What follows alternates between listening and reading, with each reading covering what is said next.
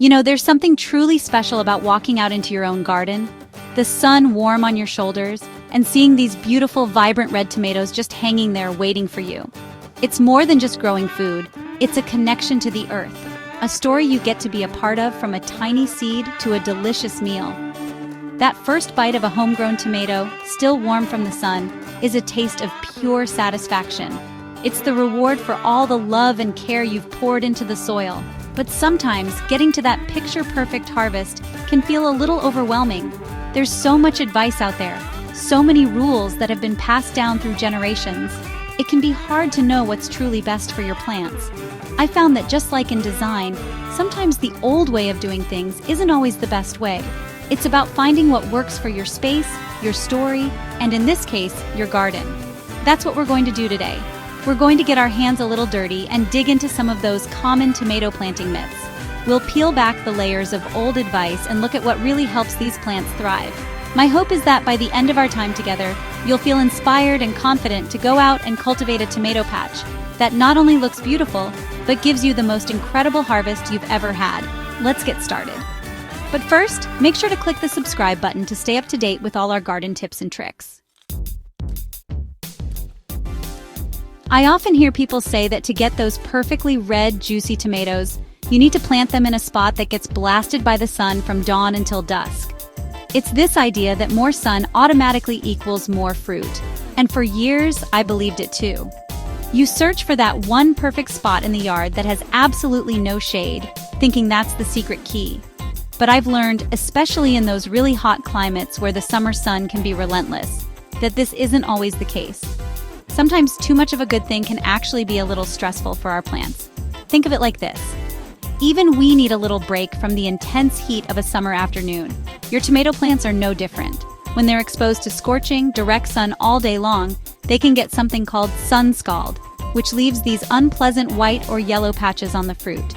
The plant itself can get stressed, putting all its energy into just surviving the heat rather than producing beautiful tomatoes.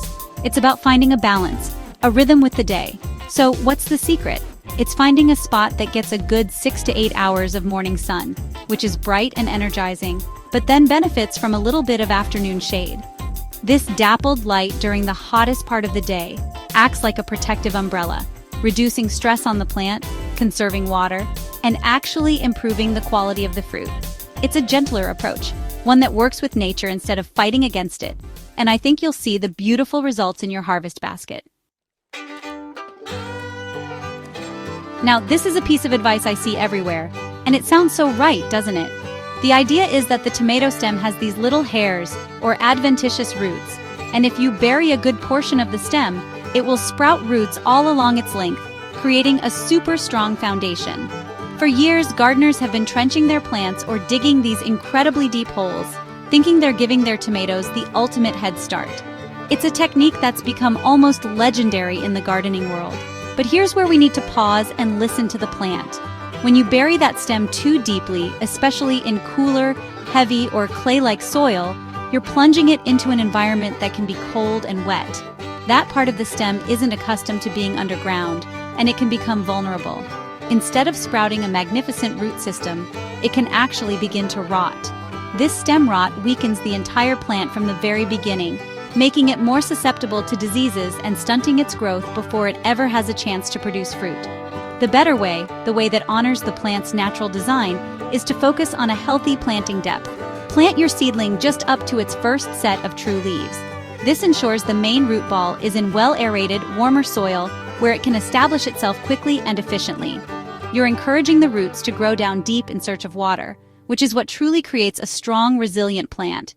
It's a small adjustment in technique, but it's about starting with a foundation of health, not a struggle for survival. It's so tempting, isn't it? You walk out into your garden on a warm day, you see your tomato plants, and you just want to shower them with love, which usually means showering them with water.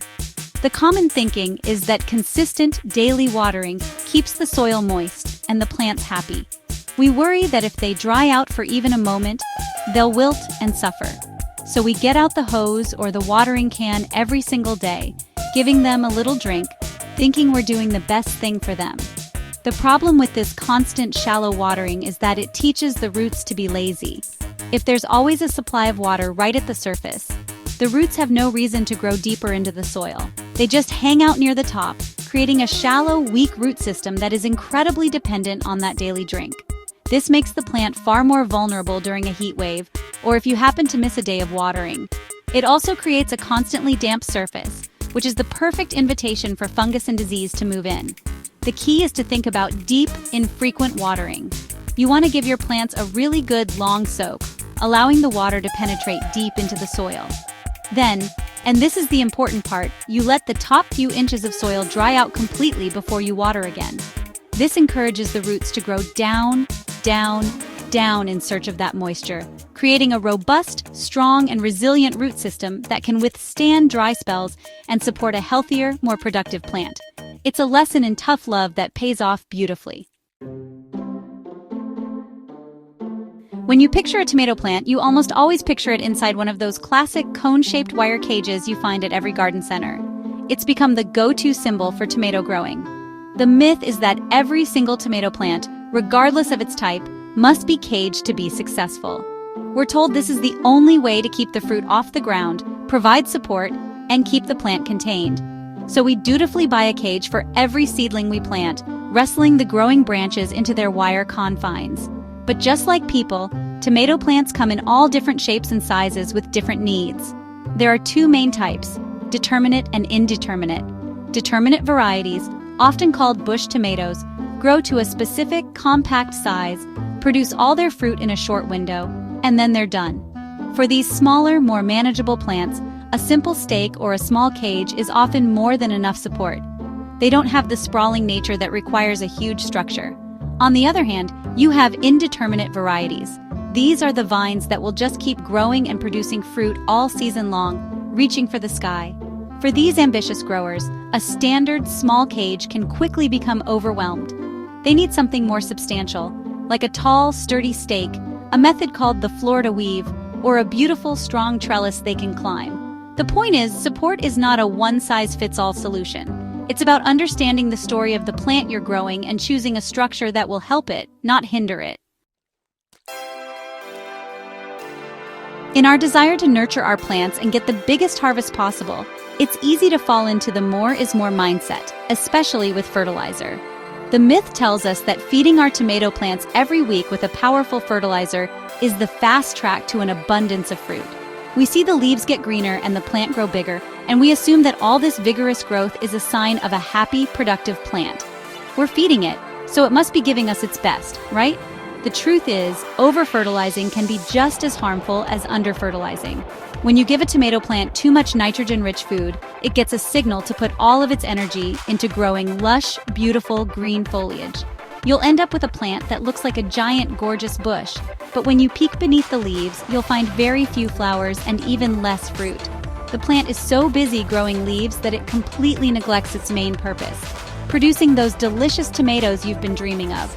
A more balanced, intentional approach is what's needed. It all starts with good soil, amended with rich compost at the beginning of the season. This provides a slow-release foundation of nutrients.